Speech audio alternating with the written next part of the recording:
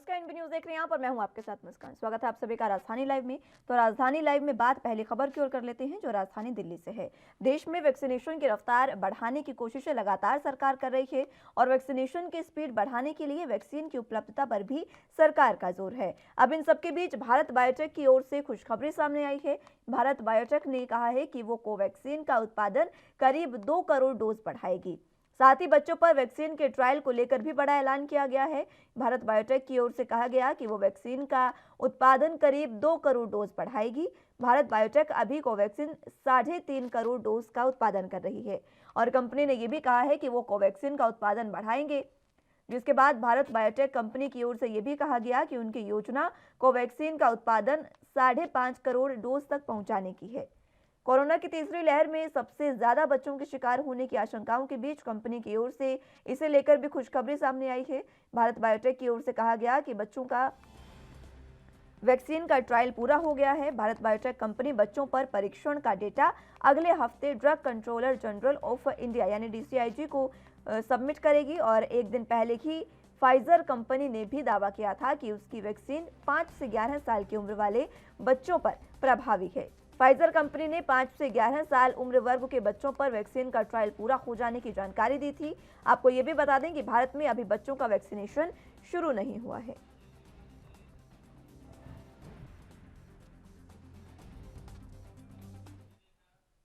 जरा जानकारी के लिए दिल्ली से संवाददाता राजीव तिवारी हमारे साथ जुड़े हुए हैं। राजीव, फिलहाल जिस तरीके से भारत बायोटेक ने ये ऐलान किया है कि वो डोज बढ़ाएगी, सीधे तौर पर देश के लिए ये काफी ज्यादा खुशखबरी, क्योंकि जो वैक्सीनेशन का ट्रायल हम लगातार इंतजार भी कर रहे थे और वैक्सीन की जो कमी हमारे पास थी वो कहीं ना कहीं पूरी हो सकती है। सही कहा आपने। यहाँ पर बात करें वैक्सीन की, क्योंकि काफी दूसरी लहर के अंदर सबसे ज्यादा देखने को मिला था कि दूसरी लहर के अंदर सबसे ज्यादा यही चीज देखने को मिली थी कि वैक्सीन की कमी हो रही थी। और दिल्ली सरकार की बात करें, केंद्र सरकार की बात करें या और राज्यों की बात करें, यूपी की बात करें, हरियाणा की बात करें, राजस्थान की बात करें, वहां पर भी कहीं ना कहीं वैक्सीन की कमी हो रही थी। और इसी को लेकर केंद्र सरकार से बार बार गुहार लगाई जा रही थी कि वैक्सीन जो है वो उनको उपलब्ध कराई जाए। वैक्सीन का कोटा खत्म हो चुका है और कहीं ना कहीं ये भी कहा जा रहा था कि 2 दिन के लिए वैक्सीन बची है, 1 दिन के लिए वैक्सीन बची है, कुछ ही घंटों की वैक्सीन बची है। तो कहीं ना कहीं उसको लेकर अब केंद्र सरकार की तरफ से एक पहल की जा रही थी कि वैक्सीन की जो डोज है या फिर क्या है प्रक्रिया है उसको बढ़ाया जाए। और इसी तरीके से अब भारतीय बायोटेक की तरफ से कहते हैं कि कोवैक्सीन है जो वो कहीं ना कहीं बढ़ाई जा रही है, कोविडशील्ड भी बढ़ाई जा रही है। मगर जिस तरीके से अब कोविडशील्ड की बात करें तो कोविडशील्ड की जो डोज जो है वो लगभग 3.5 करोड़ वैक्सीन बनाई जा रही है प्रतिदिन। और मगर बात करें जिस तरीके से उनको आंकड़ा है वो 5 करोड़ का है, यानी कि सीधे सीधे कहें प्रतिदिन 5 करोड़ वैक्सीन जो है वो बनाई जाएगी और लगातार जनता तक पहुंचाई जाएगी। क्योंकि अभी तक जो वैक्सीन की जो कंपनी है वो लगातार कोशिश करती नजर आ रही है। मगर बात करें जिस तरीके से तीसरी लहर की, तो तीसरी लहर के लिए भी जो कहा जा रहा है कि अक्टूबर के लास्ट में और नवंबर के शुरुआत में ही तीसरी लहर जो है वो कहीं ना कहीं देखने को मिल सकती है और कहीं ना कहीं वो बड़ी घातक हो सकती है, और खासतौर पर बच्चों के लिए। और इसी को लेकर भारतीय बायोटेक की तरफ से भी एक जानकारी दी जा रही है कि उनकी जो वैक्सीन है वो कहीं ना कहीं बच्चों पर भी कारगर होती नजर आ रही है और कहीं ना कहीं जो उनका ट्रायल था वो भी कामयाब होता नजर आ रहा है। मगर जिस तरीके से रिपोर्ट पेश की जाएगी ड्रग कंट्रोल जो जनरल बोर्ड को, तो कहीं ना कहीं उसकी तरफ से ये भी कहा जाएगा कि आगे की प्रक्रिया क्या होगी वो जरूर देखना होगा। मगर लगातार कहीं ना कहीं वैक्सीन की जो प्रक्रिया है वो निरंतर बढ़ाई जा रही है और इसी को लेकर केंद्र सरकार की तरफ से भी कोशिशें होती नजर आ रही हैं। जी राजीव, अगर ये जो ट्रायल है वो तो पूरा हो गया है बच्चों की वैक्सीन के लिए भी, और बच्चों पर ही सबसे ज्यादा कहर जो है तीसरी लहर का बताया गया है। अगर ये वैक्सीन हमारे पास आती है, फाइजर ने भी इसी को लेकर ऐलान कर दिया है, उसने भी कहा है कि उसकी जो वैक्सीन है वो बच्चों पर प्रभावी है। तो बच्चों का वैक्सीनेशन जो पूरे तरीके से अभी शुरू भी नहीं हुआ है, अगर हमारे पास 2 वैक्सीन बच्चों के लिए आती है तो कहीं ना कहीं ज्यादा जल्दी हम बच्चों का वैक्सीनेशन कर पाएंगे। देखिए, बिल्कुल सही कहा आपने। यहाँ पर बात करें बच्चों की, तो क्योंकि तीसरी लहर के लिए कहीं ना कहीं बच्चों को ज्यादा नुकसान हो सकता है और इसी को लेकर ही बच्चों के लिए कहीं ना कहीं वैक्सीन की तैयारी जो थी वो करते हुए नजर आ रहे हैं। भारतीय बायोटेक की बात करें तो लगातार जिस तरीके से कोशिश की जा रही थी और अब उन्होंने ठीक कुछ समय पहले ही बताया कि वैक्सीन जो है उनकी जो कारगर हो चुकी है, बच्चों के लिए ट्रायल जो था वो कहीं ना कहीं सफल हो चुका है। और कहीं ना कहीं उसको लेकर जो रिपोर्ट पेश की जाएगी ड्रग कंट्रोल जनरल बोर्ड को, तो कहीं ना कहीं देखना होगा कि वो रिपोर्ट किस तरीके की होगी और कितनी बड़ी उपलब्धि है और कितनी कितनी उम्र के बच्चों को इसका ट्रायल किया गया था। मगर बात करें जिस तरीके से कोविशील्ड की, तो कोई कहीं ना कहीं उसको लेकर भी लगातार उपलब्धि हासिल होती नजर आ रही है। और कंपनियों की बात करें या फिर फाइजर की बात करें, फाइजर ने भी एक दिन पहले कह दिया है कि उनकी बच्चों पर उनको ट्रायल था बच्चों के वैक्सीन का, वो कहीं ना कहीं कामयाब हुआ है और 5 साल से 11 साल के बच्चों के बीच में जो ट्रायल किया गया था वो भी कारगर है। मगर अगर दोनों वैक्सीन कारगर हो जाती है और दोनों ही वैक्सीनों को मंजूरी मिल जाती है, तो कहीं ना कहीं जो तीसरी लहर है उसके लिए कहीं ना कहीं बच्चों को बचाना काफी सरल हो जाएगा और कहीं ना कहीं वैक्सीन जो है बच्चों तक भी उपलब्ध हो पाएगी। मगर बात करें जिस तरीके से 5 साल के नीचे के बच्चे हैं या फिर क्या है 11 साल से जो ऊपर के हैं, यानी 11 से 18 साल के बच्चे हैं, उनको किस तरीके से दी जाएगी, ये सारी प्रक्रिया जो है वो सरकार के हाथ में होगी और सरकार किस तरीके से वैक्सीन बच्चों तक पहुंचाएगी और जो तीसरी लहर का खतरा बताया जा रहा है वो किस तरीके से कंट्रोल किया जाएगा, ये जरूर देखना होगा। मगर लगातार जिस तरीके से वैक्सीन की प्रक्रिया बढ़ाई जा रही है, वैक्सीन की जो डोज है वो बढ़ाई जा रही है निरंतर, तो उससे साफ जाहिर है कहीं ना कहीं तीसरी लहर से कहीं ना कहीं बचाव के लिए पहले से ही रास्ते अपनाए जा रहे हैं। जी रास्ते अपनाया जाना जरूरी भी है। राजीव, फिलहाल दिल्ली में किस तरीके से वैक्सीनेशन चल रहा है, ये भी बताएं।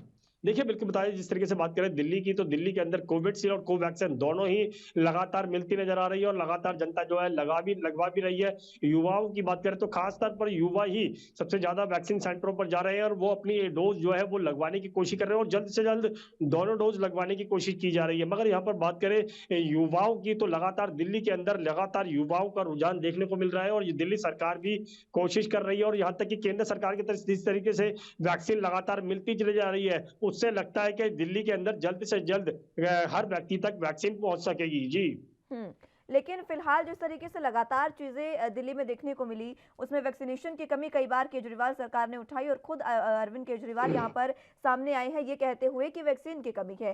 फिलहाल क्या अभी वैक्सीनेशन पूरा सुचारू रूप से चल रहा है और वैक्सीन की जो कमी लगातार बताई जा रही थी वो पूरी हुई है कहीं ना कहीं?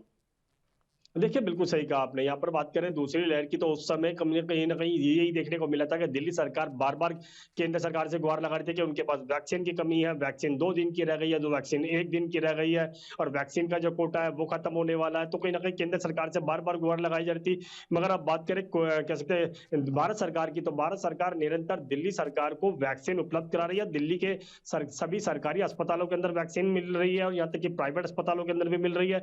मगर बात करें जिस तरीके से दिल्ली सरकार ने कोशिश की थी कि सभी स्कूलों के अंदर वैक्सीन सेंटर खोले जाए, मगर लगभग 50% के करीब वैक्सीन सेंटर जो वो बंद हो चुके हैं, जो तमाम स्कूलों के अंदर खोले गए थे और जो कुछ सेंटरों में जो चल रहे हैं वो लगातार सुचारू रूप से चालू है और उन पर वैक्सीन जो है वो लगातार दी भी जा रही है। मगर लगातार इस रफ्तार को दिल्ली सरकार और ज्यादा बढ़ाना चाहती है और इसी के लिए केंद्र सरकार से ये भी कहा जा रहा है कि केंद्र सरकार और ज्यादा डोज दे, ताकि जो तमाम वैक्सीन सेंटर जो स्कूलों के अंदर खोले गए थे जो बंद है उनको भी सुचारू रूप से चालू किया जाता था, ताकि दिल्ली की जनता का हर व्यक्ति तक वैक्सीन जो है वो पहुंच सके। जी दिल्ली सरकार लगातार ये सवाल तो उठाते नजर आ रही है, लेकिन देखना होगा कि अभी केंद्र सरकार इस पर किस तरीके से रुख अपनाती है।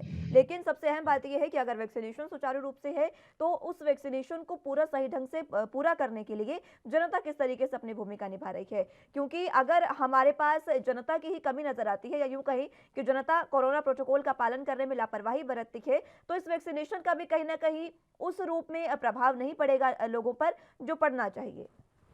देखिए बिल्कुल सही कहा आपने। यहाँ पर बात करें जनता की, तो जनता जिस तरीके से लापरवाही कर रही है, बाजारों के अंदर भीड़ है, सोशल डिस्टेंसिंग का पालन नहीं किया जा रहा है। सरकार ने गाइडलाइन जरूर बनाई है और यहाँ तक कि गाइडलाइन फॉलो कराने के लिए अधिकारी भी है, मगर जो अधिकारी जो बाजारों के अंदर सख्ती करनी चाहिए थी वो उनकी तरफ से सख्ती देखने को नहीं मिल रही है और जिसकी वजह से जनता जो है वो भी लापरवाही के बरतती नजर आ रही है। अगर वैक्सीनेशन कह सकते हैं पूरा भी हो जाता है, तो कहीं ना कहीं जिस तरीके से जनता लापरवाही कर रही है, मास्क नहीं लगा रही है, सोशल डिस्टेंसिंग का दायरा नहीं बना रही है और यहाँ तक कि बाजारों के अंदर निरंतर भीड़ देखने को मिल रही है और तब दिवाली का नवरात्रि का फेस्टिवल भी आ रहा है और तो कहीं ना कहीं उसके त्योहारों के मद्देनजर रखते हुए भी बाजारों के अंदर लगातार भीड़ उमड़ी हुई है। मगर लगातार कहीं ना कहीं जो अधिकारी होने चाहिए थे वो उनकी तरफ से लापरवाही देखने को मिल रही है और जनता की तरफ से बिल्कुल लापरवाही देखने को मिल रही है। मगर लगातार जो दुकानदार है वो भी अपने ग्राहकों को जागरूक नहीं कर रहे हैं और ना ही ग्राहक अपने आप जागरूक हो रहे हैं। यानी कि मास्क का सीधे सीधे कहें तो इस्तेमाल बहुत ज्यादा 60% के करीब लोगों ने मास्क का इस्तेमाल बिल्कुल बंद कर दिया गया है और यहाँ तक कि सोशल डिस्टेंसिंग डिस्टेंसिंग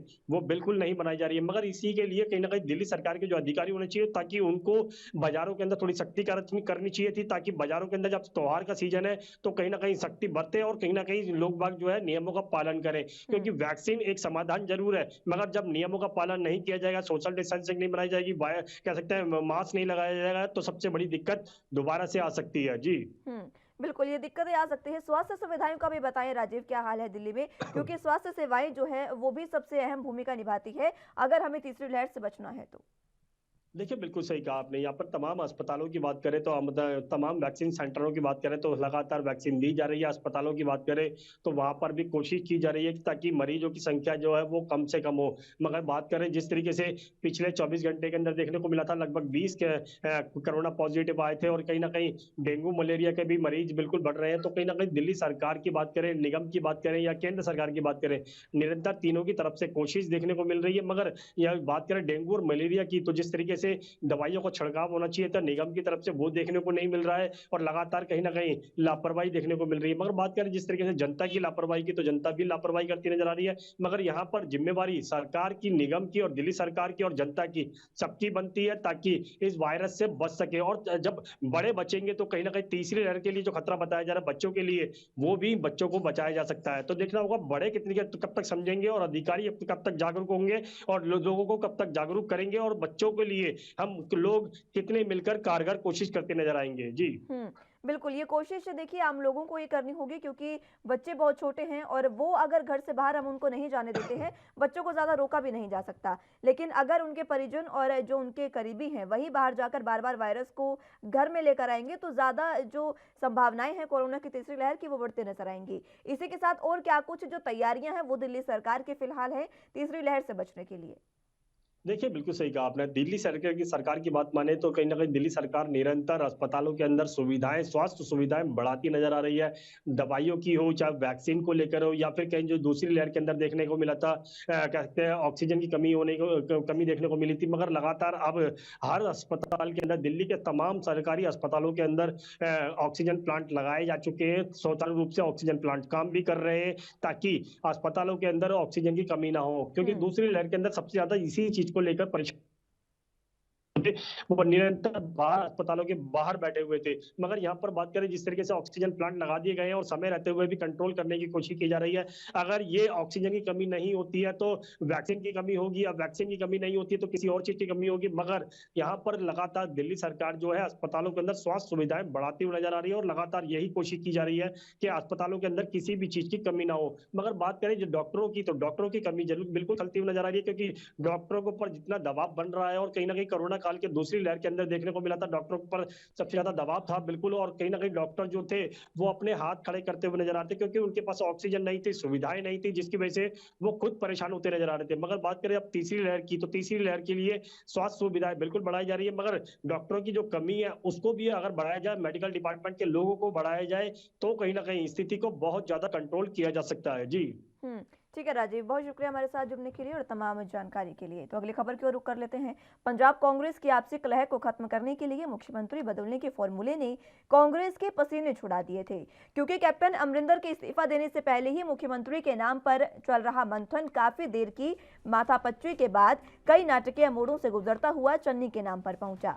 लेकिन अब चन्नी की टीम यानी कैबिनेट के गठन की भी चुनौती सामने आ गई है, क्योंकि दावेदारों की भरमार है। हालांकि दिल्ली में इसके लिए शुरू हुए मंथन के नाम पर जल्द ही सामने आ सकते हैं, लेकिन क्या मंत्री पद मिलने से वंचित रहने वाले, मंत्री पद की लालसा रखने वाले सभी विधायक बिना गिला शिकवा के आराम से शांतिपूर्ण बैठेंगे पार्टी में, ये देखना अहम होगा। क्योंकि लगातार पंजाब कांग्रेस में कलह तो चल ही रही है और इसी बीच हमने देखा कि कैप्टन अमरिंदर ने इस्तीफा जो दिया उससे पहले ही मुख्यमंत्री पद के लिए, नए मुख्यमंत्री के लिए नाम का चयन पर माथापच्ची होने लगी थी और उससे पहले उन्हीं के कई विधायक जो हैं उन्होंने पूरे तरीके से खिलाफत कर दी थी, बगावत कर दी थी। अब यही अगर तमाम चीजें इस तरीके से चलती रही तो देखना होगा कि अब फिलहाल चन्नी सरकार में किस तरीके से पंजाब आगे बढ़ता है और विधानसभा चुनावों को पूरे तरीके से मजबूती के साथ लड़ेगा, क्योंकि आपको बता दें कि लगातार मंत्री पद की लालसा यहाँ पर कई विधायक रख रहे हैं, लेकिन अब कैबिनेट गठन की बात आ गई है तो देखना होगा कि कैबिनेट गठन में किसे कौन सा पद मिलता है। और जिन्हें पद नहीं मिलता है, पद से वंचित रहने वाले, साथ ही साथ जो लालसा रख रहे हैं विधायक पद की, वो बिना गिला शिकवे की पार्टी में रहेंगे, ये देखना बिल्कुल अहम होगा, क्योंकि मंत्री पद की लालसा कई विधायक लगाए बैठे हैं। सभी चाह रहे हैं कि उन्हें कोई ना कोई पद कैबिनेट में मिले, लेकिन अब देखना होगा कि कैबिनेट में किसे कौन सा पद मिलता है।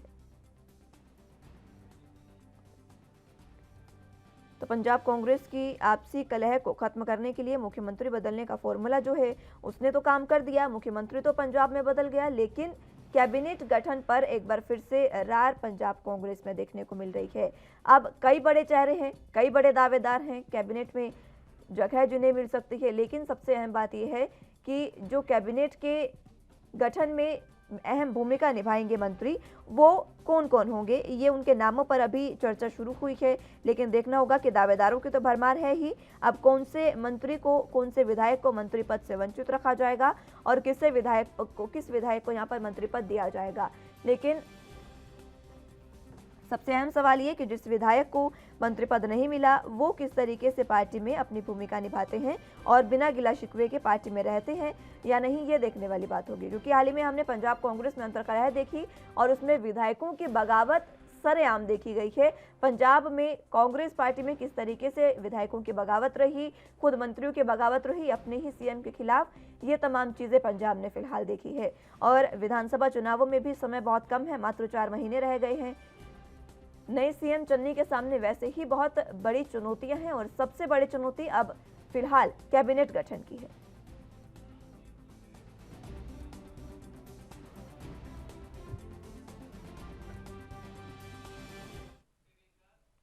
इसी खबर पर जरा जानकारी के लिए पंजाब से ब्यूरो चीफ कुलवीर दीवान हमारे साथ जुड़ चुके हैं। कुलवीर जी, जिस तरीके से अब लगातार कैबिनेट गठन की बातें जो है वो चर्चा एक बार फिर से शुरू हो गई है और कई विधायक ऐसे हैं जो मंत्री पद की लालसा रखते हैं। अब सबसे अहम सवाल जो लगातार उठ रहा है कि आखिर ये अगर इन्हें मंत्री पद नहीं मिलता है तो किस तरीके की भूमिका पार्टी में इनकी रहेगी, आपको क्या लगता है? देखिए मुस्कान, जो 2017 में विधानसभा चुनाव हुए थे तो बम्पर जीत मिली थी पंजाब कांग्रेस को और 77 विधायक चुनकर आए थे। यानी इतनी बड़ी संख्या में जब विधायक चुनकर आते हैं और क्योंकि मंत्री पद एक सीमित संख्या होती है, करीब 18 मुख्यमंत्री सहित 18 पद जो है वो मंत्रिमंडल में हैं पंजाब में। तो ऐसे में बहुत सारे विधायक ऐसे होते हैं, चाहे वो अनुभव के आधार पर या फिर ये कहें कि जो नजदीकियां हैं बड़े नेताओं के साथ, चाहे कांग्रेस आला कमान के साथ, बहुत सारे विधायक ऐसे होते हैं जिनकी महत्वाकांक्षा जो है वो काफी बड़ी होती है। यानी वो मुख्यमंत्री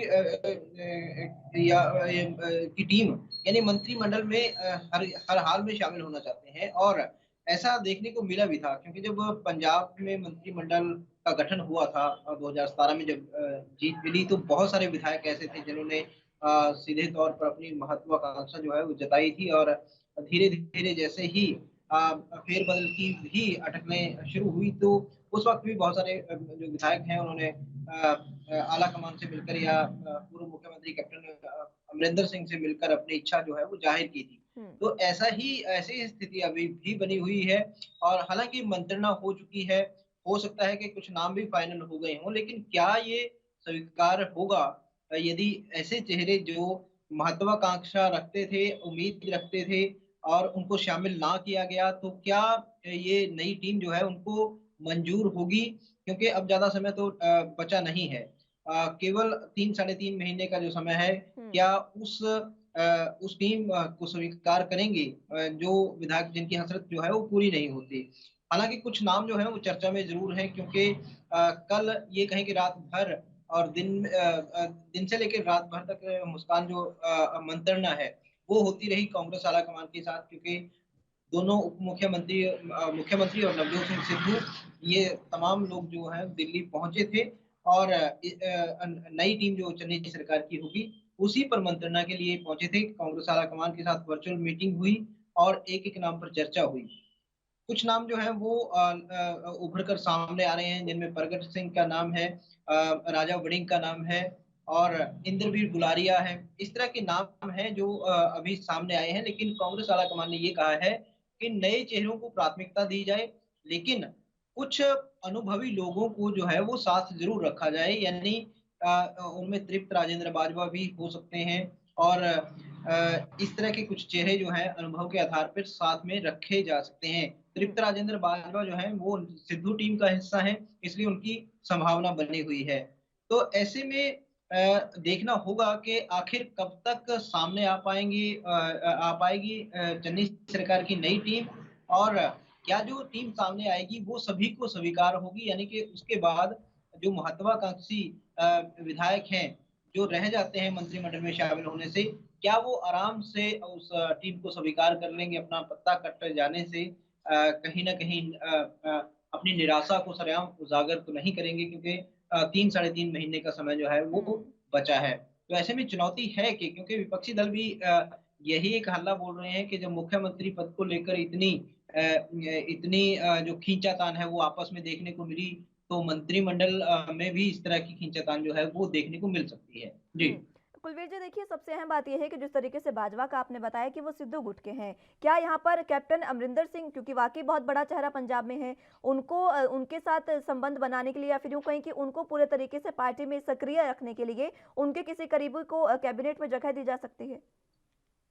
देखिए लॉबिंग जो है वो की गई है मुख्यमंत्री गुट की तरफ से माफ कीजिएगा पूर्व मुख्यमंत्री कैप्टन अमरिंदर सिंह गुट की तरफ से भी लॉबिंग जो है वो की गई है क्योंकि सांसद प्रताप सिंह बाजवा और सांसद ओझला जो हैं वो दिल्ली में बने हुए थे और कहीं ना कहीं इसी काम में जुटे थे कि ज्यादा से ज्यादा जो लोग हैं वो मुख्यमंत्री गुट के हों ताकि सरकार में अपना दबदबा जो है वो बना रहे। हम्म। हालाँकि कितना उस गुट को अब प्राथमिकता दी जाएगी या नहीं दी जाएगी, ये एक देखने वाली बात होगी। लेकिन इतना ज़रूर है कि यदि मुख्यमंत्री गुट के जो विधायक हैं जो लोग विधायक हैं, उनको मंत्रिमंडल में शामिल किया जाता है, तो निश्चित तौर पर कहीं न कहीं एक कोशिश के रूप में ज़रूर देखा जा सकेगा उसको कि जो कैप्टन गुट है, उसको साथ लेकर चलने की कोशिश जो है वो की गई है। हम्म।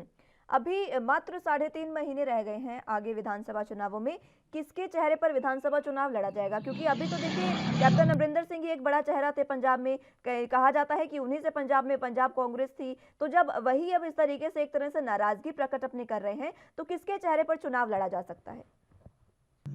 देखिए इस जो है वो पंजाब कांग्रेस में चल रहा है क्योंकि हरीश रावत बयान दिए जाते हैं कि चरणजीत सिंह चन्नी और उनका पहले बयान आता है कि नवजोत सिंह सिद्धू के नाम पर चुनाव लड़ा जाएगा, तो उसके बाद विवाद होता है कांग्रेस में, आपसी घमासान जो है वो फिर एक बार देखने को मिलता है। ऐतराज जताए जाते हैं कि चरणजीत सिंह चन्नी को क्यों चेहरा नहीं बनाया जा सकता जबकि उनको मुख्यमंत्री बना दिया गया है। तो ऐसे में फिर सफाई आती है कांग्रेस आला कमान की तरफ से कि नवजोत सिंह सिद्धू और चरणजीत सिंह चन्नी दोनों को आगे करके चुनाव जो है वो लड़ा जाएगा। तो एक एक बड़ी असमंजस की स्थिति जो है वो कांग्रेस में बनी हुई है। अभी तक मुझे नहीं लगता कि ऐसा कोई फाइनल चेहरा कर पाई है कांग्रेस आला कमान, क्योंकि ये जो विवाद है मुख्यमंत्री बदलने से लेकर अभी तक जो चल रहा है, इसमें कांग्रेस आला कमान को लगता नहीं है कि यह सोचने का मौका मिला होगा कि 2022 का चुनाव जो है वो किस चेहरे को प्रमुखता देकर लड़ा जाए। लेकिन इतना ज़रूर है कि जैसे ही कोई नाम कोई बयान जो है वो सामने आता है, खासतौर पर हरीश रावत इस तरह के बयान देते हैं कि कहीं न कहीं घमासान जो है वो आपस में मच जाता है या विपक्षी पार्टियाँ जो है वो कांग्रेस को घेर लेती हैं। एक कारण जो है वो उनको मिल जाता है। जी। हेलो। ठीक है कुलबीर जी, बहुत शुक्रिया हमारे साथ जुड़ने के लिए और तमाम जानकारी के लिए। तो अगले खबर की ओर बढ़ते हैं। किसान आंदोलन को लेकर शिरोमणि अकाली दल और संयुक्त किसान मोर्चा में भी अब ठन गई है। शिरोमणि अकाली दल द्वारा किसान संगठनों पर आरोप लगाए जाने के बाद संयुक्त किसान मोर्चा ने अब इस पर पलटवार किया है। मोर्चा के नेता बलबीर सिंह राजेवाल ने कहा कि किसान आंदोलन को बदनाम करने के लिए अकाली दल इस तरीके के आरोप लगा रहे हैं। बता दें कि कल शाम शिरोमणि अकाली दल के नेताओं ने एक प्रेस कॉन्फ्रेंस करके आरोप लगाया था कि आंदोलन को 1 साल पूरा होने के उपलब्ध में जब काला दिवस मनाने के लिए अकाली दल के कार्यकर्ता दिल्ली जा रहे थे, तो वहां रास्ते में किसान आंदोलन में शामिल लोगों ने उनके साथ बदसलूकी की, महिलाओं के साथ अभद्र व्यवहार भी किया और साथ ही साथ उनके कपड़ों पर अपशब्द भी लिखे। और इन आरोपों पर जवाब देने के लिए संयुक्त किसान मोर्चा के नेता बलबीर सिंह राजेवाल ने मीडिया कर्मियों से बातचीत की। उन्होंने शिरोमणि अकाली दल पर निशाना साधा और कहा कि आंदोलन को बदनाम करने के लिए ऐसा किया जा रहा है। राज्यपाल ने हालांकि माना कि कुछ शरारती लोगों ने अकाली दल के लोगों के साथ बुरा बर्ताव करने की कोशिश की थी, लेकिन वो बर्ताव नहीं था जैसा कि बताया जा रहा है। उन्होंने कहा कि शिरोमणि अकाली दल के नेताओं हेलो को प्रेस कॉन्फ्रेंस करने से पहले संयुक्त किसान हेलो मोर्चा हेलो के नेताओं से बात करनी चाहिए थी। अगर हम उन्हें संतुष्ट ना कर पाते तो वो अपनी बात कभी भी रख लेते।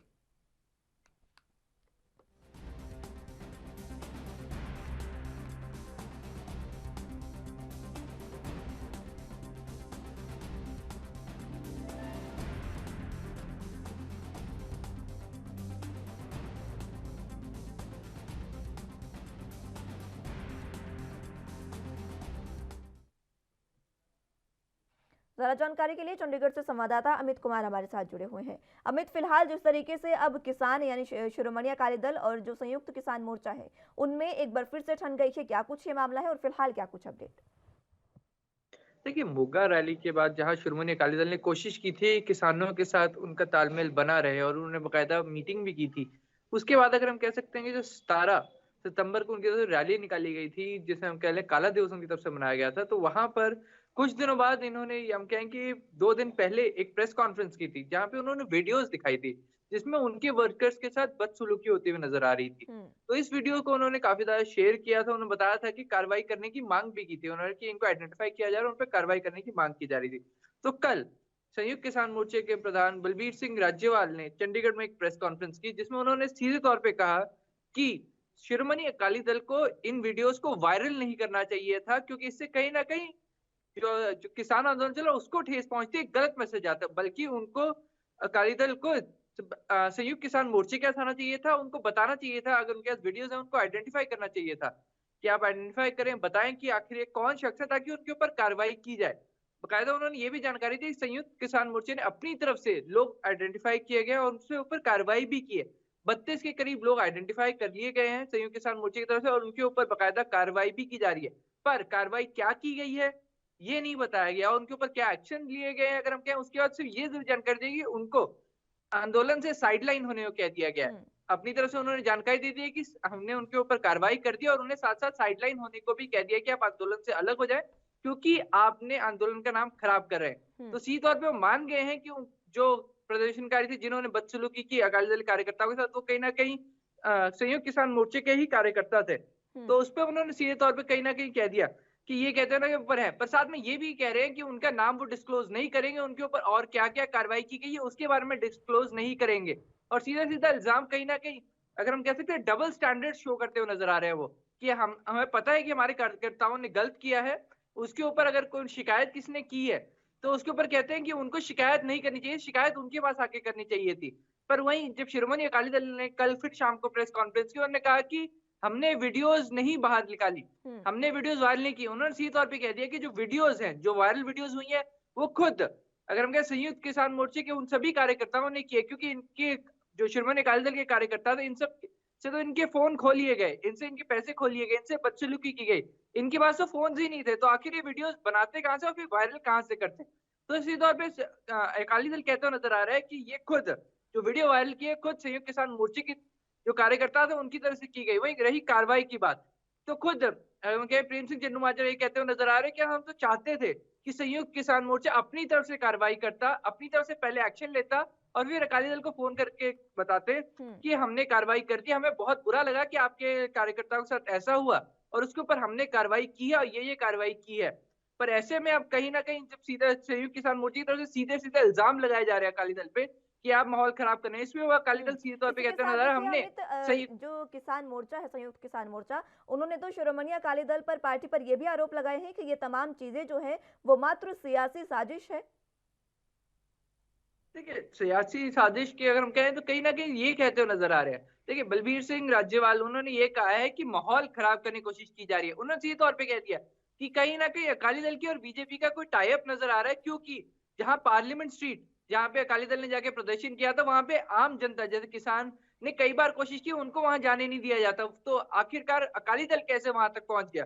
कई सवाल उठाए गए उनकी तरफ से, उन्हें कई चीजें कही गई। तो कहीं ना कहीं टाई अप या हम कहें कि कहीं ना कहीं अकाली दल माफ कीजिएगा संयुक्त किसान मोर्चे के बलबीर सिंह राज्यवाल, देखिए अभी ये संयुक्त मोर्चे की तरफ से आए या सिर्फ राज्यवाल की तरफ से आए ये भी क्लियर नहीं हो रहा है। क्योंकि कल जो प्रेस कॉन्फ्रेंस बुलाई गई थी वो भारतीय किसान यूनियन की तरफ से बुलाई गई थी, जो राज्यपाल की खुद की अपनी जत्थेबंदी है। तो पर वहीं जब प्रेस कॉन्फ्रेंस हो रही तो उसमें वो जरूर कहते हुए नजर आए कि ये संयुक्त किसान मोर्चे की तरफ से कॉल दी गई है। तो कई सवाल उठते हैं कि अगर ये उनकी तरफ से कॉल दी गई तो फिर प्रेस कॉन्फ्रेंस का न्योता क्यों नहीं उसकी तरफ से आया। तो कई चीजें, कई पहलू है। तो ये अकाली दल सीधे तौर पे इल्जाम लगाता हुआ नजर आ रहा है कि अगर हम कहें बलबीर सिंह राज्यपाल वो इसको पॉलिटिसाइज जान के कर रहे हैं, ताकि शिरोमणि अकाली दल का ज्यादा से ज्यादा बाइकआउट हो। कोशिश कर रहे हैं कि कहीं ना कहीं अकाली दल में प्रेशर पड़े, कि कहीं ना कहीं से पॉलिटिसाइज जान के किया जा रहा है। अकाली दल का कहना है कि हमने एक प्रॉपर डिमांड की थी कि एक्शन लिया जाए। हमने ना तो संयुक्त किसान मोर्चे के ऊपर इल्जाम लगाए थे, क्योंकि उन्होंने सीधे तौर पे कहा है जब हमारे साथ कुछ गलत हुआ है, जब उसके प्रूफ है, तो फिर कार्रवाई क्यों नहीं। पर अब जब इन्होंने कार्रवाई कर ली है तो एटलीस्ट नाम तो डिस्क्लोज करें कि क्या कार्रवाई किया और किन किन के ऊपर कार्रवाई की है। कि ऐसा ये भी तो हो सकता है कि कार्रवाई जो गुनहगार उनके ऊपर ना हुई हो, बल्कि किसी और के ऊपर एक्शन दिखा के अगर हम के पूरा मामले को दबाने की कोशिश की जा रही है। हम्म, बिल्कुल। ये तमाम चीज़ें जो है उसके बाद देखिए आगामी विधानसभा चुनाव भी नज़दीक है। विधानसभा चुनावों के मद्देनज़र शिरोमणि अकाली दल पर अगर इस तरीके के आरोप किसान लगा रहे हैं, तो किसान जिनकी संख्या सबसे ज़्यादा पंजाब में है, कहीं ना कहीं विधानसभा चुनावों में भी इन तमाम इल्ज़ामों का खामियाजा भुगतना पड़ सकता है पार्टी को। देखिए, तभी तो हम कहते हैं कि शिरोमणि अकाली दल अपना स्टैंड क्लियर रखना चाहता है। अगर आप कहें कि कुछ ही घंटों के अंदर प्रेस कॉन्फ्रेंस कर ली गई, या सुबह अगर हम कहें संयुक्त बलबीर राज्यपाल की तरफ से अगर हम कहें प्रेस कॉन्फ्रेंस की गई, तो करीब शाम को कुछ महज 4 घंटे के बाद ही अकाली दल भी प्रेस कॉन्फ्रेंस करता है और अपना स्टैंड क्लियर करता है। वो सीधे तौर पे कहता है कि हमने संयुक्त किसान मोर्चे के ऊपर कोई इल्जाम नहीं लगाया। हम सीधे तौर पे कहते हैं कि संयुक्त किसान मोर्चे के बीच में कुछ लोग घुसे हुए हैं, जो माहौल खराब करने की कोशिश कर रहे हैं, जो नाम बिगाड़ने की कोशिश कर रहे हैं, और हम चाहते हैं कि उनके ऊपर कार्रवाई की जाए। और यहाँ पे एक बहुत अहम फैक्टर अकाली दल जरूर ध्यान में दे रहा है। तो देखिए, संयुक्त किसान मोर्चा एज अ होल किसान है, इनको हर कोई एग्री करता है कि वो वैलिड रीजन 3 कृषि कानून जो उनके हिसाब से गलत है, उनको लेके वो प्रदर्शन कर रहा है। और उसके सपोर्ट में अगर हम कहें कि जो 17 तारीख का जो काला दिवस था, वो भी उसके एक तरह से इनडायरेक्ट सपोर्ट में ही था। तो ऐसे में अकाली दल पूरी तरह कोशिश कर रहा है कि वो ये मिसअंडरस्टैंडिंग ना पैदा होने दी जाए लोगों में, क्योंकि लोगों के बीच में ये मैसेज आ रहा है कि अकाली दल ने जो ये वीडियो सैंपल किए थे, जो वीडियोस दिखाई दी, तो कहीं ना कहीं ये डायरेक्टली संयुक्त किसान मोर्चे पे हमला था। पर वो कहते हो कि ये संयुक्त किसान मोर्चे पे हमला नहीं था, ये उन लोगों पे था जो माहौल खराब करने की कोशिश कर रहे हैं, जो किसानी आंदोलन का नाम खराब करने की कोशिश कर रहे हैं। जी बिल्कुल। लेकिन तमाम चीज़ें जो है देखिए विधानसभा चुनावों में इसका असर तो देखने को मिलेगा। इसी के साथ जिस तरीके से बीजेपी के साथ उन्होंने ये बात कही है कि बीजेपी इनके साथ खड़ी है, और जो आपने उन्होंने एग्जाम्पल भी दिया जहां पर किसानों को नहीं जाने दिया जा रहा है, वहां पर शिरोमणि अकाली दल के कुछ कार्यकर्ता जाते हैं। इस बात में कितनी सच्चाई आपको लगती है?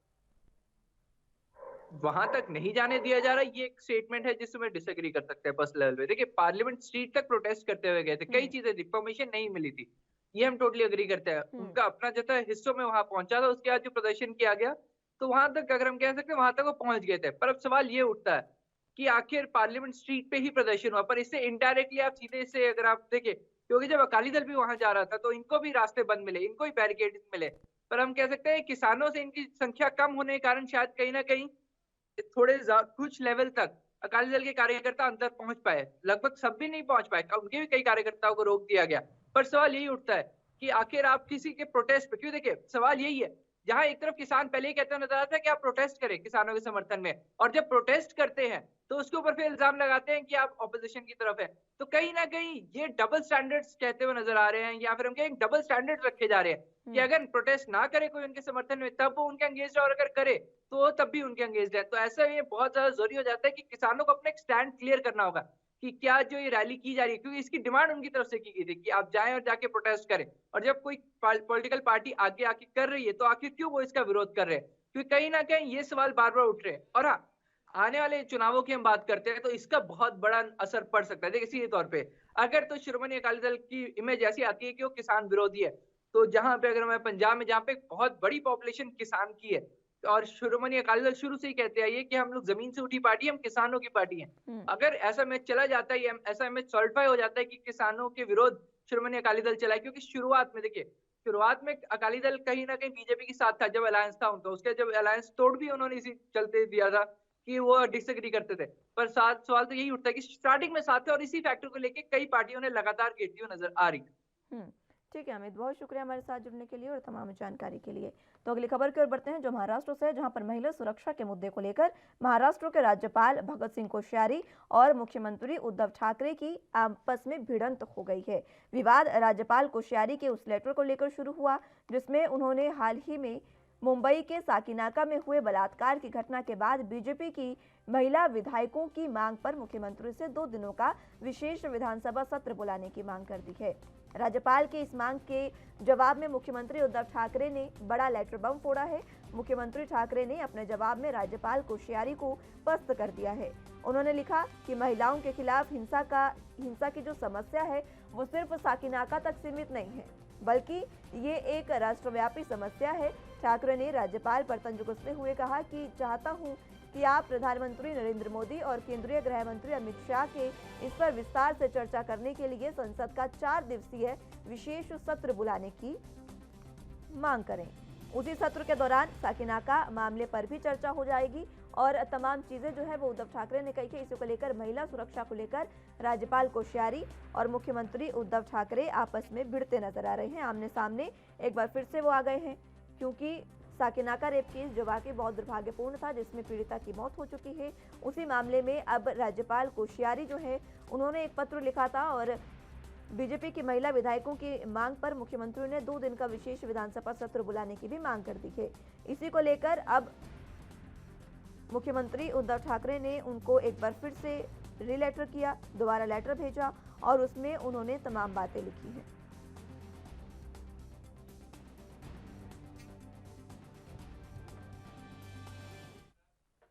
इसी खबर पर ज्यादा जानकारी के लिए मुंबई से संवाददाता सत्यप्रकाश सोनी हमारे साथ जुड़ चुके हैं।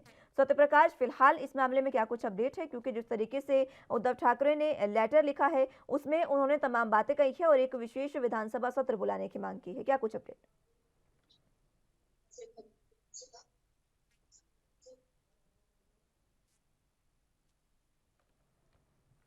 चलिए, संपर्क हमारा टूट गया है, एक बार फिर से उनको जोड़ने की कोशिश करेंगे। लेकिन जिस तरीके से महाराष्ट्र में महिला सुरक्षा के मुद्दे को लेकर राज्यपाल और मुख्यमंत्री आमने सामने हो गए हैं, ये वाकई दुर्भाग्यपूर्ण। लेकिन इस समय पहले जो भगत सिंह कोश्यारी हैं राज्यपाल, उन्होंने एक लेटर लिखा था और उस लेटर में उन्होंने मुंबई के साकिनाका में हुए बलात्कार की घटना पर बीजेपी की महिला विधायकों की मांग पर मुख्यमंत्री से 2 दिन का विशेष विधानसभा सत्र बुलाने की मांग की थी।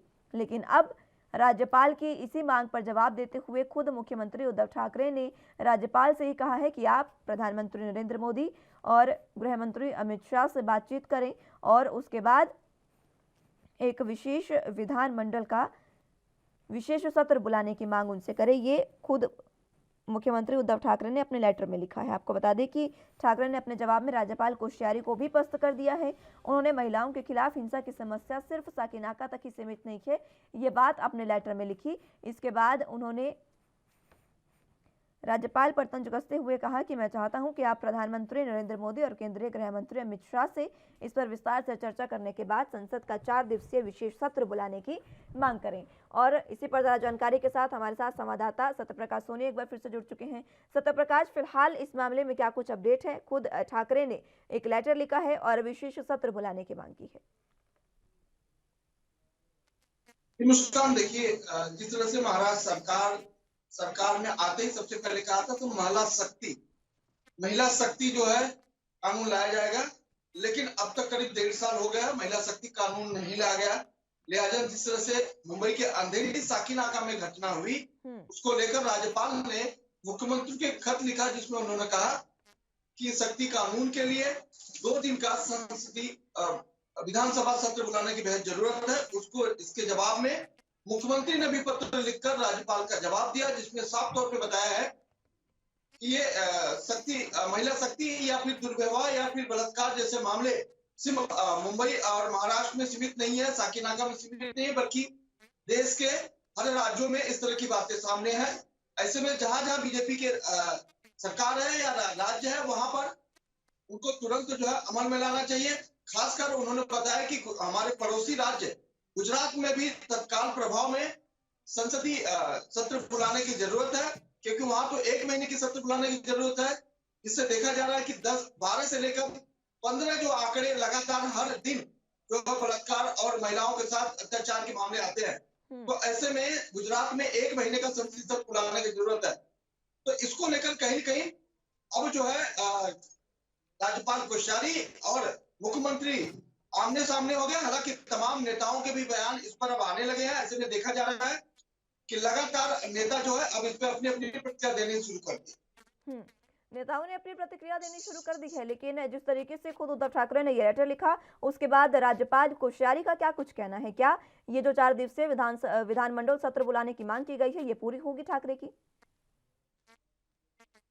देखिए ठाकरे सरकार द्वारा जिस तरह से पत्र दिया गया उसमें सबसे पहले स्पष्ट करने की विरोधी पक्ष के नेता प्रवीण दरेकर ने कहा है कि ठाकरे का यह जवाब दुर्भाग्यपूर्ण है।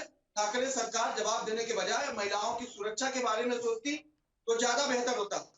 ठीक उसी तरह से कांग्रेस के नेता नाना पटोले ने साफ तौर पर कह दिया है कि ठाकरे सरकार ने जो जवाब मांगा है वो बेहद सही है। हालांकि अगर इतनी ही चिंता राज्यपाल को है तो राज्यपाल जो 12 एमएलसीओ के लिए उनके सामने दस्तावेज रखे गए हैं, मुहर लगानी है, अब तक क्यों नहीं लगाई? तो कहीं न कहीं आमने सामने की लड़ाई अब हो रही है। लेकिन आपको बता दें कि ये बात बिल्कुल सही है कि न सिर्फ मुंबई महाराष्ट्र में बल्कि देश के हर राज्यों में महिलाओं के साथ अत्याचार के मामले सामने आने लगे हैं। अब ऐसे में जिन जिन राज्यों में ज्यादा बढ़ोतरी थी वहां पर सख्ती कानून लाने की बेहद जरूरत है। लेकिन न सिर्फ महाराष्ट्र में, साफ तौर पे महाराष्ट्र सरकार की तरफ से कहा गया है राज्यपाल भवन अब कहीं की बीजेपी का कार्यालय बनता जा रहा है, क्योंकि लगातार राज्यपाल कोश्यारी जी ने जिस तरह से कई तरह के सवाल खड़ा किए, कई तरह से जवाब मांगे हैं, तो उसको लेकर ये लाजमी बनता है कि किस तरह से चीजें कहीं न कहीं बिगड़ती हुई नजर है। हालांकि राज्यपाल एक संवैधानिक पद होता है, वो किसी पार्टी विशेष का नहीं होता, लेकिन राज्यपाल अगर इस तरह से कहते हैं तो जाहिर तौर पर इस पे भी अमल करने की बेहद जरूरत है। लेकिन सत्यप्रकाश, देखिए जिस तरीके से उद्धव ठाकरे ने लेटर में ये बात कही है कि ये मात्र मुंबई की ही समस्या नहीं है, देशव्यापी समस्या है, देशव्यापी राष्ट्रव्यापी समस्या तो ये है ही, इससे नकारा नहीं जा सकता। लेकिन ये उनका बयान सीधे तौर पर अपनी जो कारगुजारियां हैं उससे बचने का है। ठीकरा वो अब राष्ट्र पर फोड़ते नजर आ रहे हैं, लेकिन सबसे अहम बात यह है कि शक्ति कानून तो उनको पहले ही लागू कर देना चाहिए था। बिल्कुल मुस्कान जी, उन्होंने पहले ही कहा था, जब सरकार में आए थे तभी उद्धव सरकार ने कही थी कि वो महिलाओं सुरक्षा के लिए सख्ती कानून लाएंगे, लेकिन अब तक नहीं आया। इस पे सवाल उठना लाजमी है। इसको लेकर जब आदित्य ठाकरे से भी सवाल पूछा गया तो उन्होंने कहा कि सख्ती कानून जल्द लाया जाएगा, क्योंकि वो जो है टेम्पररी नहीं बल्कि परमानेंट अस्थायी व्यवस्था होनी चाहिए। इसके लिए सरकार जो है गृह मंत्रालय के साथ बैठकर मशवरे कर रही है, जल्द इसको लागू कर दिया जाएगा।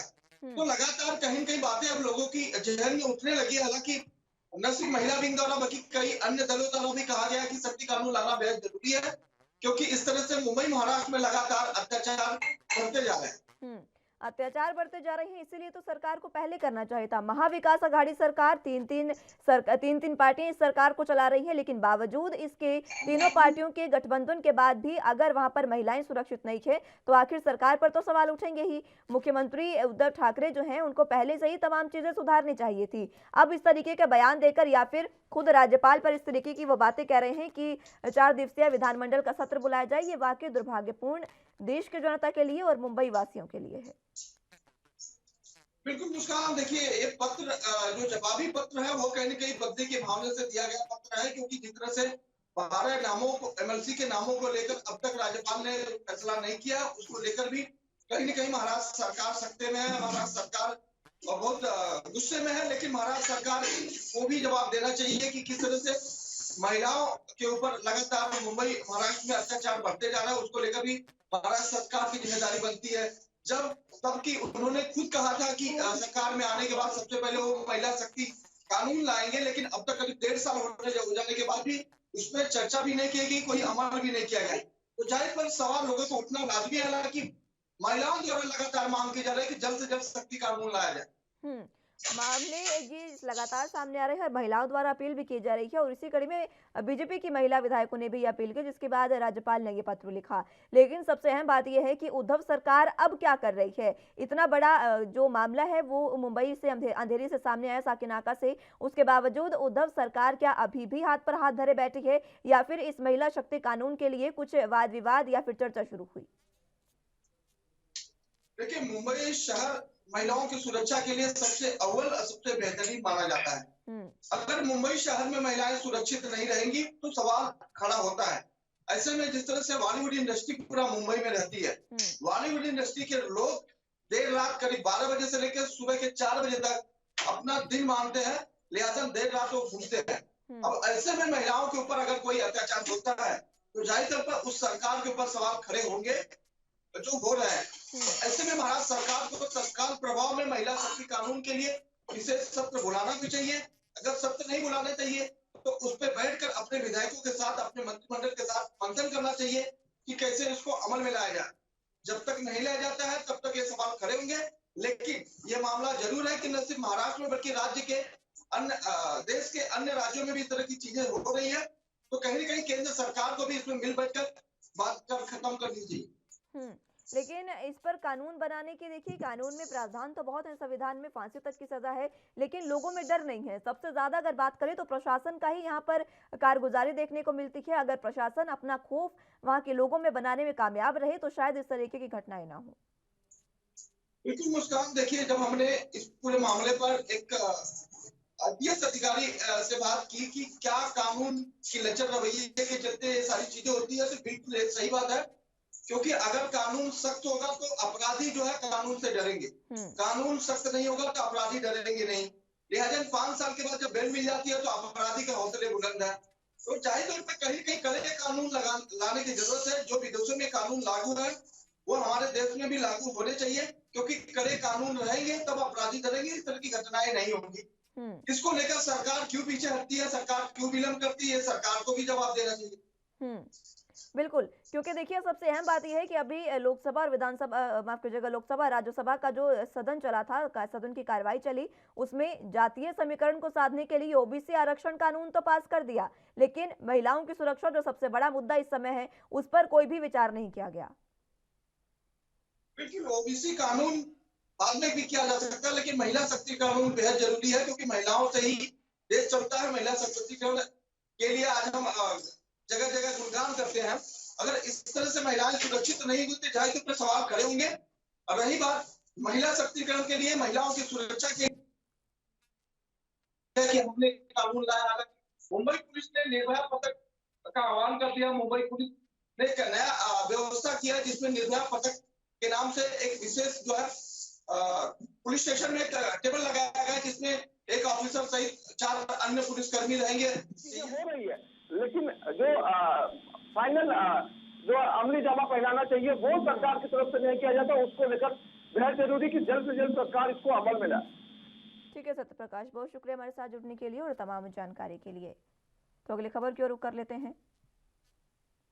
फिलहाल मुंबई महाराष्ट्र में जिस तरीके से तमाम महिलाओं के लिए सुरक्षाएं बढ़ती जा रही है, जो सुरक्षाएं नहीं बढ़ रही है, लेकिन जो तमाम चीजें हैं महिलाओं के खिलाफ अपराध वो लगातार बढ़ते नजर आ रहे हैं। तो अगली खबर की ओर रुख कर लेते हैं। पिछले दिनों से कभी भी तेज बारिश तो कभी खुली धूप का सिलसिला लगातार मध्य प्रदेश में जारी है और वहीं अब मौसम विभाग के अगले 24 घंटे में प्रदेश के कई जिलों में भारी बारिश की चेतावनी जारी की गई है।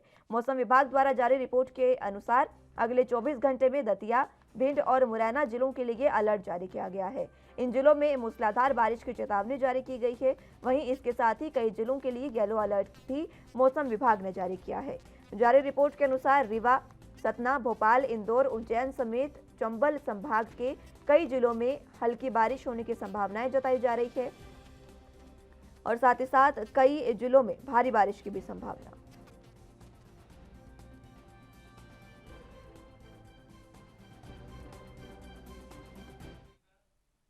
ज्यादा जानकारी के लिए इंदौर से संवाददाता गणेश तिवारी हमारे साथ जुड़े हुए हैं। गणेश, फिलहाल जिस तरीके से एक बार फिर से मौसम विभाग ने अलर्ट जारी कर दिया है बारिश को लेकर, अब जनता किस तरीके से इस चीज को देख रही है? क्योंकि पहले भी मध्य प्रदेश में जब बारिश हुई तो जनता ने बाढ़ जैसी स्थिति को झेला है। उसकी जो कह सकते हैं कि उसकी जो तमाम चीजें हैं वो अभी तक खत्म नहीं हुई और एक बार फिर से बारिश की संभावनाएं जताई गई है। प्रशासन की क्या कुछ तैयारी? देखिए मुस्कान, सबसे पहले अगर बात करें तो मध्य प्रदेश में जहां पहले, इसके पहले अगर बात करें तो मूसलाधार बारिश हुई थी। मूसलाधार बारिश की वजह से कई मध्य प्रदेश के जो क्षेत्र थे, चाहे वो ग्वालियर और चंबल क्षेत्र की बात करें, तो वहां पर बाढ़ की स्थिति बन गई थी। निश्चित तौर पर बाढ़ की स्थिति बनने से लोगों को काफी ज्यादा परेशानी हुई थी। कई लोगों की हालांकि बाढ़ की वजह से मौतें भी हुई थी, और कई अपने घरों को भी जो है, उनके घर भी पूरी तरह से क्षतिग्रस्त हो चुके थे। तो ऐसे में बेघर भी नजर आए थे। लेकिन इसके बाद अगर बात करें तो मुस्कान, मध्य प्रदेश में बारिश पूरी तरह से थम गई थी। और बारिश थमने की वजह से अगर बात करें तो मध्य प्रदेश के कई ऐसे हिस्से थे जहां पर एक तरह से सूखा घोषित सा नजर आ रहा था। तो उससे सबसे ज्यादा जो है किसानों को कहीं ना कहीं दिक्कतों का सामना करना पड़ रहा था, क्योंकि किसानों की फसलें जो है बर्बाद होती नजर आई थी। तो हालांकि कई लोगों को, जहां पर बाढ़ पीड़ित जो इलाके थे, वहां पर लोगों को काफी ज्यादा दिक्कतों का सामना करना पड़ा। उनके घर पूरी तरह से क्षतिग्रस्त हो गए। कई लोगों की हालांकि मौत भी हो गई, कई मवेशियों की मौत हो गई। लेकिन जहां पर, जिस क्षेत्र में अगर बारिश नहीं हो रही थी, वहां पर ऐसे में सूखाग्रस्त साबित हो रहा था और किसानों को काफी ज्यादा दिक्कत हो रही थी। क्योंकि बारिश जो है, मध्य प्रदेश की बात करें तो जहां कुछ क्षेत्रों में मूसलाधार बारिश तो हुई थी, लेकिन कई क्षेत्रों में बारिश नहीं हो पा रही थी। लेकिन अब वर्तमान की बात करें तो अब एक बार फिर जो है मध्य प्रदेश में मानसून पूरी तरह से अलर्ट मोड पर है और एक्टिव नजर आ रहा है। और मानसून की बात करें तो मध्य प्रदेश के अब जो पिछले 24 घंटे की बात करें तो जहां मानसून विभाग ने भी अब जो भारी बारिश की चेतावनी कई इलाकों को लेकर दी है। अगर बात करें तो दतिया, भिंड, मुरैना क्षेत्र की बात करें तो जहां पर पिछले 24 घंटों में अब भारी बारिश की चेतावनी मौसम विभाग द्वारा दी गई है। वहीं कई क्षेत्रों की बात करें, लगभग 15 जिलों की बात करें, चाहे सतना, रीवा, सागर की बात करें या छतरपुर की बात करें, कटनी की बात करें, जबलपुर की बात करें, इन क्षेत्रों में भी हालांकि तेज बारिश होने की संभावना जताई जा रही है। तो हालांकि जो कई लोग जो सूखे से प्रभावित थे, सूखे से परेशान थे, जो किसान भाई परेशान थे, उनके लिए जरूर ये राहत भरी खबर है कि मध्य प्रदेश में एक बार फिर जो है मानसून एक्टिव नजर आ रहा है। जो काफी समय से जो है बारिश पूरी तरह से थमी हुई नजर आ रही थी, उन क्षेत्रों में अब बारिश के आसार दिख रहे हैं, तो उनको एक राहत की खबर है। लेकिन कई क्षेत्रों में जहां जो निचले क्षेत्र हैं या फिर जो नदियों के आसपास के क्षेत्र हैं, वहां पर जरूर दिक्कतों का सामना करना पड़ रहा है। और क्योंकि इसके पहले भी बाढ़ की स्थिति मध्य प्रदेश में काफी ज्यादा भयावह देखने को मिली थी, तो ऐसे में प्रशासन भी पूरी तरह से हालांकि अलर्ट नजर आ रहा है। जो निचले क्षेत्र है, उन क्षेत्रों को भी हालांकि पहले ही प्रशासन द्वारा जो है खाली करा दिया गया था, उन्हें एक सुरक्षित जगह पर भेजने के आदेश दे दिए गए थे। तो हालांकि अब देखने वाली बात होगी, क्योंकि अब बारिश के आसार तो बन रहे हैं। लेकिन लोग, अगर बात करें लोगों की राय की बात करें, तो लोगों का यही कहना है कि जिस कदर जो पहले मध्य प्रदेश में बारिश की वजह से बाढ़ के हालात बने हैं, वैसे नजर नहीं आए। क्योंकि बारिश की उम्मीदें तो सभी को है, क्योंकि बारिश की वजह से पानी का जो जल स्तर है वो बेहद ही कम होता हुआ नजर आ रहा है। तो बारिश के आसार और उसको लेकर सभी का बेसब्री से इंतजार है। लेकिन सभी का यही कहना है कि जो आसार, जो एक वो बन चुका था, दौर बन चुका था मध्य प्रदेश में, अभी कुछ समय पहले ही बाढ़ की स्थिति बनी थी, वैसा दौर नहीं आए। जी मुस्कान। बिल्कुल गणेश, देखिए दोनों ही स्थितियां फिलहाल मध्य प्रदेश में देखी जा सकती हैं। किसान भाई जो लगातार इस तरीके से मूसलाधार बारिश के इंतजार में है, ज़्यादा नहीं लेकिन उनको अपनी खेती के लिए और जो फसलें हैं उसके लिए बारिश चाहिए। लेकिन निचले जो इलाके हैं वो लोग अभी इसी समय यही उम्मीद जताते हैं कि इस समय इतनी बारिश ना आए कि वापस वही स्थितियां बन जाएं। दोनों ही स्थितियों को संभालने के लिए प्रशासन किस तरीके से अलर्ट पर और तैयारियां की गई है, क्योंकि निचले इलाकों से पहले ही लोगों को अगर हटा लिया जाए, क्योंकि भारी बारिश का यहाँ पर अलर्ट मौसम विभाग द्वारा जारी किया गया है। देखिए, प्रशासन की तरफ से बात करें तो जो क्योंकि इसके पहले भी मध्य प्रदेश में बाढ़ की स्थिति बन चुकी थी और करीब 1200 गांव बात करें तो वो बुरी तरह से बाढ़ के चपेट में आ चुके थे। ग्वालियर और चंबल क्षेत्र की बात करें, और अभी पूर्व की बात करें, 2 दिन पूर्व की बात करें तो रतलाम में भी भारी बारिश, मध्य प्रदेश के रतलाम में भी भारी बारिश देखने को मिली थी, जहां पर काफी ज्यादा जल भरा हुआ था। तो हालांकि जो नदी और नालों के किनारे के जो क्षेत्र है, जो ग्रामीण गाँव है, ग्रामीण लोग जहां पर रहते हैं, उन क्षेत्रों को जरूर हालांकि खाली कराकर उन्हें सुरक्षित स्थान पर, यानी कि जो ऊंचे स्थान है, पहाड़ी क्षेत्र है, वहां पर जरूर शिफ्ट करने की कवायद जो है सरकार द्वारा और प्रशासन द्वारा की जा रही है। लेकिन ये देखने वाली बात होगी, क्योंकि अब जो निचले स्तर है, बारिश वहां पर सबसे ज्यादा का असर होता है, क्योंकि नदी नालों में काफी ज्यादा पानी आ जाने की वजह से वहां पर बाढ़ की स्थिति बन जाती है। तो हालांकि उन क्षेत्रों को ऐसी कोई अनियमितता ना हो या फिर ऐसी कोई क्षतिग्रस्त ना हो या फिर कोई दुर्घटना ना हो, लोगों को हानि ना पहुंचे, इसको लेकर प्रशासन ने हालांकि उनको खाली कराने के लिए पहले से ही कवायद तेज कर दी है। और खासतौर से जिस तरह से मौसम विभाग ने दतिया की बात करें, भिंड की बात करें या मुरैना की बात करें, इन 3 क्षेत्रों में मूसलाधार बारिश के संकेत दिए हैं पिछले 24 घंटों में। क्योंकि अन्य जिलों की बात करें तो अन्य जिलों में हालांकि बारिश के जो आसार लगाए जा रहे हैं वो कुछ कम, मतलब यानी कि फसल को लेकर या फिर लोगों को राहत देने को लेकर जो बारिश की जरूरत है उस बारिश के आसार लगाए जा रहे हैं। लेकिन इन क्षेत्रों में अगर बात करें, भिंड मुरैना की बात करें, तो यहाँ पर काफी ज्यादा बारिश के आसार जताए जा रहे हैं और मौसम विभाग ने भी लोगों को चेताया कि यहाँ पर मूसलाधार बारिश यानी कि भारी बारिश की संभावना जताई जा रही है। तो ऐसे में इन क्षेत्रों पर प्रशासन पूरी तरह से एक्टिव नजर आ रहा है। लेकिन हालांकि अगर हर क्षेत्रों की बात करें तो कहीं ना कहीं प्रशासन से भी चूक रह ही जाती है, कमी रह भी जाती है और इसकी वजह से कई लोग जो है बाढ़ की स्थिति में फंसते हुए भी नजर आते हैं और अपनी जान भी गंवा देते हैं। जी मुस्कान। बिल्कुल गणेश, क्या अभी फिलहाल ऐसी स्थितियां एक बार फिर से बनती नजर आ रही है? क्योंकि देखिए, नदियां नाली अगर एक बार फिर से उफान पर आए तो ऐसी ही स्थिति बनती नजर आएगी। और सबसे बड़ी बात, सबसे अहम बात कि उज्जैन से जैसे शिप्रा नदी बहती है, वो नदी सबसे ज्यादा उफान पर रहती है और उसी नदी से लगातार बाढ़ जैसी स्थिति बनती है। वहां पर कैसी स्थिति है फिलहाल? देखिए मुस्कान, अगर उज्जैन की बात करें तो हालांकि उज्जैन और इंदौर और भोपाल, यहाँ पर अब बारिश का स्तर पूरी तरह से सामान्य हो चुका है। यहाँ पर बारिश जो मूसलाधार बारिश की संभावना है वो नहीं जता रही। अगर यहाँ पे मौसम की भी बात करें तो अगर यहाँ पर हल्की फुल्की बारिश, इन तीनों जिलों की बात करें तो हल्की फुल्की बारिश होती है, लेकिन बारिश के बाद जो है इन तीनों जिलों की बात करें या फिर इन तीनों संभागों की भी बात करें तो बारिश के बाद कई दिन में अगर बारिश होती है तो धूप भी नजर आती है। यानी कि यहाँ पर बारिश का स्तर जो है वो पूरी तरह से सामान्य है। और साथ ही औसतन अगर बारिश का बात करें तो जो औसतन जल स्तर है वो भी पिछले वर्ष के मुकाबले हालांकि यहाँ पर कम है। क्योंकि बारिश मध्य प्रदेश की अगर बात करें, कई क्षेत्रों में बात करें तो बारिश जरूर हुई है, लेकिन बारिश एक ही दिन में इतनी ज्यादा मूसलाधार बारिश हुई है जिसकी वजह से जल स्तर कम, क्योंकि जल स्तर का जो होता है वो बहाव काफी ज्यादा होता है। ऐसे में जो जल स्तर बढ़ता है वो ज्यादा अलग दूसरे क्षेत्रों में नहीं बढ़ पाता है। तो बारिश का स्तर जो काफी ज्यादा बढ़ा है वो सिर्फ कुछ क्षेत्रों में ही बढ़ा है। जी मुस्कान। ठीक है सत्यप्रकाश, माफ कीजिएगा गणेश, बहुत शुक्रिया हमारे साथ जुड़ने के लिए और तमाम जानकारी के लिए। तो फिलहाल मध्य प्रदेश में जिस तरीके से तमाम स्थितियां बनती हुई नजर आ रही है बारिश को लेकर, उसमें अब ये देखना अहम होगा कि किस तरीके से प्रशासन की और तमाम चीज़ों प्रशासन ने वहाँ पर तैयारियां की है और निचले इलाकों में किस तरीके से प्रशासन जो है अलर्ट पर रहकर वहाँ की चीज़ों को सुधारने में कामयाब रहता है। क्योंकि लगातार मौसम विभाग ने अब एक बार फिर से भारी बारिश की चेतावनी दे दी है और 24 घंटे में दतिया, भिंड और मुरैना जिलों के लिए अलर्ट जो है वो जारी कर दिया है। अब इन जिलों में मूसलाधार बारिश की चेतावनी जारी की गई है। देखना होगा कि फिलहाल किस तरीके की स्थितियां प्रशासन द्वारा वहां पर सुधारी जाती है।